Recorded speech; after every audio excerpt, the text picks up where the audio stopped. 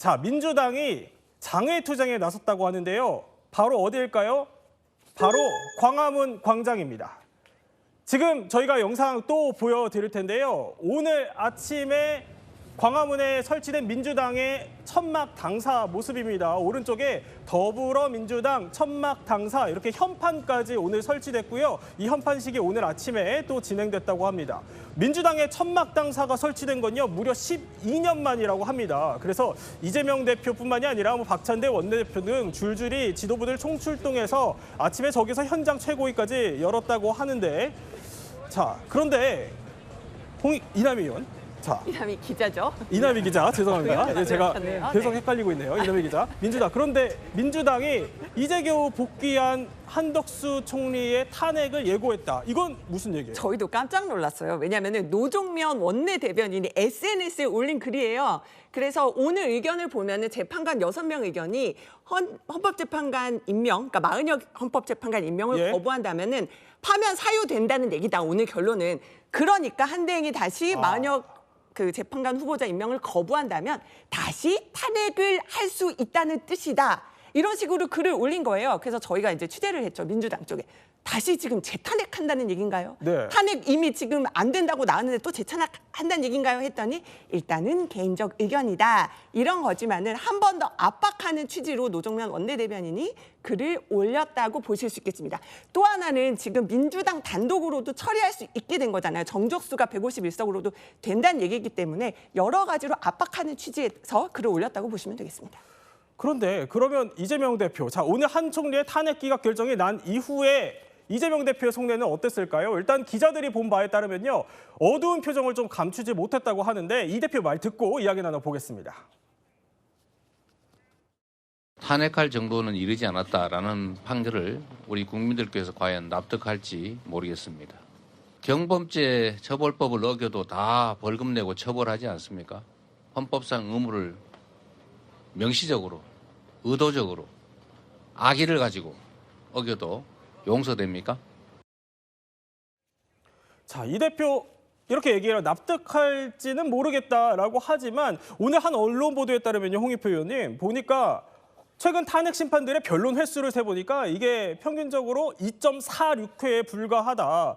그나마도 윤 대통령을 빼면은 이게 1.75회로 더 낮아져요. 그러니까 평균적으로 이게 변론도 뭐 2번 이상 낼 필요도 없이 단순한 사안으로 탄핵 걸어서 줄줄이 기각했다. 뭐 이런 소리로도 귀결되는 거 아니겠어요? 원래 그 당내에서도 그 탄핵에 대해서 우려의 소리가 있었어요. 그러니까 여러 가지 이제 검사 탄핵이라든지 또는 뭐 특히 중앙지검장 등등 또 개별 장관들의 탄핵에 있어서 탄핵 인용 가능성보다는 기각 가능성이 높다는 당내 안팎의 우려가 있었지만 그럼에도 불구하고 이제 아까 제가 말씀드렸던 여러 가지 또 다른 정치적 이유가 있었던 거죠. 그러니까 우리가 통상적으로 과거 정부에서 해임 건의안을 하면 다는 아니더라도 한 그 10건을 하면 서너 건 정도는 대통령이 수용하거든요. 예를 들면 그 이태원 참사 같은 경우 있었을 때 행안부 장관 건이라든지 또는 그 해병대 장병 사건 때 관련된 뭐 장관이나 또는 해병대 사령관이나 이런 분들에 대한 이 인사 조치가 이루어지지 않다 보니까 야당으로서는 국민 여론도 높고 하기 때문에 좀 더 무리한 더 강한 카드를 쓰게 되는, 그러니까 정치 실종이 탄핵과 대통령 거부권 이런 것들이 자꾸 반복되는 악순환을 맞는 것 아닌가 이런 생각도 듭니다.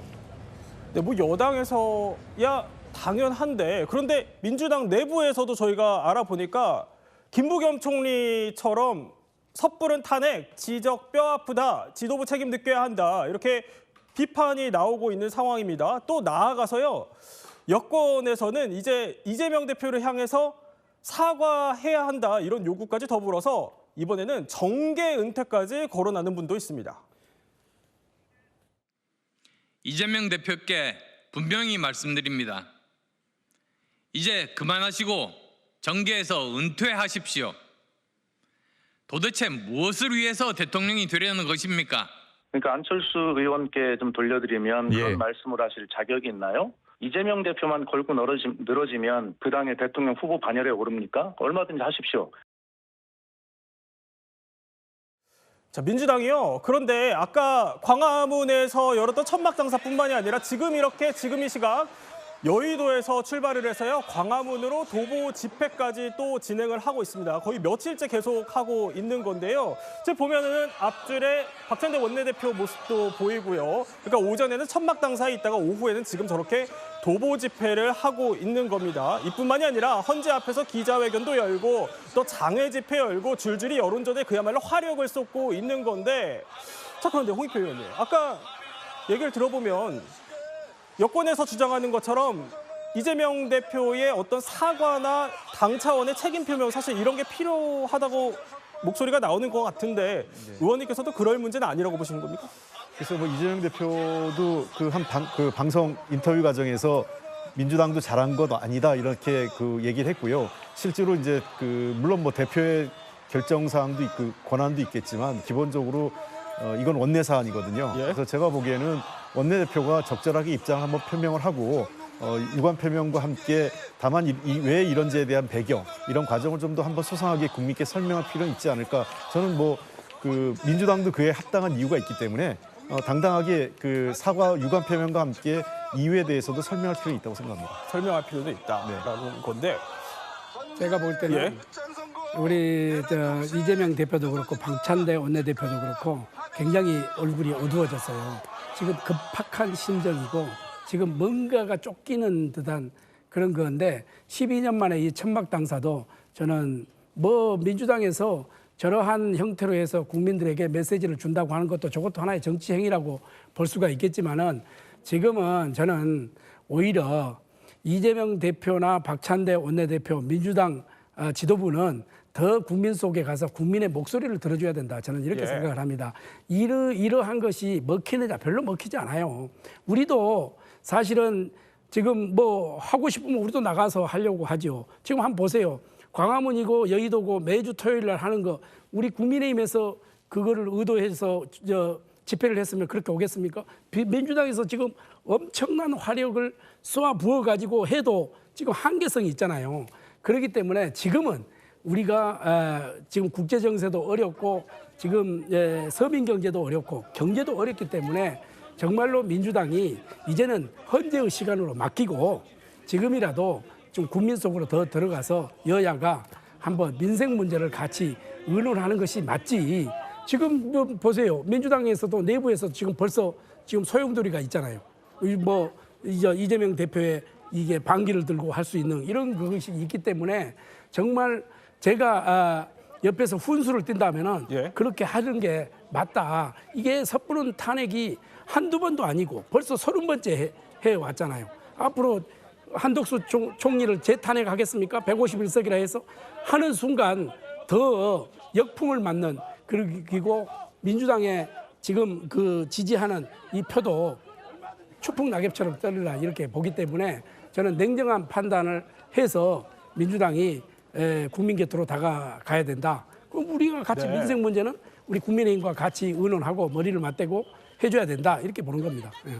자, 그런데 이 상황까지는 정리가 어느 정도 네. 된 것 같은데 이 탄핵 심판, 윤 대통령의 탄핵 심판 선고를 앞두고 갑자기 여야 의원이 총사퇴를 해야 한다 이런 얘기까지 나오더라고요. 원래는 윤상현 의원이 계속 총사퇴 얘기를 했는데요. 오늘은 보면은 그 이현주 최고위원이 오늘 천막당사 최고위에서 국회의원 자꾸 헌재 판단이 늦어지고 있는데 이럴 바에는 다 총사퇴해서 다시 네. 총선을 치러서 윤 대통령을 파면해야 될지 말지 국민 판단을 받아보자 이런 아예 얘기를 한 총선을 거예요. 다시 하자. 근데 이례적으로 이현주 최고위원은 오늘 여권에서 지지합니다 글들이 릴레이 글들이 계속 이어서 왔는데 네. 일단 이현주 최고위원 뭐라고 했는지 들어보시고 얘기 이어가겠습니다. 헌재가 계속해서 지연하고 혹여라도 그중에 일부가 다른 생각을 한다면 이제는 직접 국민들에게 마지막 의사를 물을 수밖에 없습니다. 필요하다면 여야 국회의원들이 모두 총사퇴하고 총선을 다시 치릅시다. 나라가 이런 내란 행위조차 진압하지 못하고 질질 끌면서 면죄부를 주는 반헌법적 상황으로 계속 간다면 그런 나라에서 배지를 달고 있는 것이 무슨 의미가 있겠습니까? 자, 김대수 의원님, 아까 이남희 기자가 설명할 때 그렇죠 하시던데 그 현역 의원이시니까. 저는 제가 예. 현역 의원이지만은 제가 초선으로 들어왔지만은 저는 이현주 의원이 그렇게 정말 진정성을 가지고 있다면은 예. 저는 총사퇴 동의합니다. 총사퇴 하실 거예요? 총사퇴 동의하고 총사퇴하고 다시 선거를 치르면은 우리 국민의힘이 108석만 넣겠습니까? 우리는 과반수를 얻을 수 있다고 자신하기 때문에 이현주 의원이 오늘 총사퇴 저 발언은 저는 실언이라고 생각을 하고 네. 이현주 의원이 굉장히 지금 아마 내부적으로도 비난의 대상이 되지 않을까 이렇게 생각을 합니다. 그러나 이현주 의원이 정말 진정성을 가진다면 본인부터 총사퇴하시기 바랍니다. 저런 발언은 하지 않아야 됩니다. 왜냐하면 저는 윤석열 대통령이 지금 비판받고 있는 거는 예. 대통령의 권한, 국민에게 최선을 다하고 국가와 헌법을 준수해야 되는 의무를 저버리고 비상계엄을 한 것 때문에 그렇거든요. 그러면서 본인의 임기도 지금 위태롭게 된 거고, 어쨌든 국민들이 선거를 통해서 4년의 임기를 부여한 겁니다. 그것에는 자기의 권리도 있고 국민이 부여한 책임도 있습니다. 자신의 임기를 뭐 내던지겠다, 총사퇴하자 이런 얘기는 어떤 정치인도 함부로 해서는 안 되는 얘기입니다. 자, 그런데요. 민주당 복수 의원들이 오늘 또 무슨 얘기를 꺼냈냐면 수요일에 이재명 대표 선거법 2심 재판이 있으니까 그거 전에, 그러니까 내일 당장 대통령 탄핵 심판 결정 내려라 이렇게 압박을 하던데 물리적으로 가능한 얘기입니까 일단?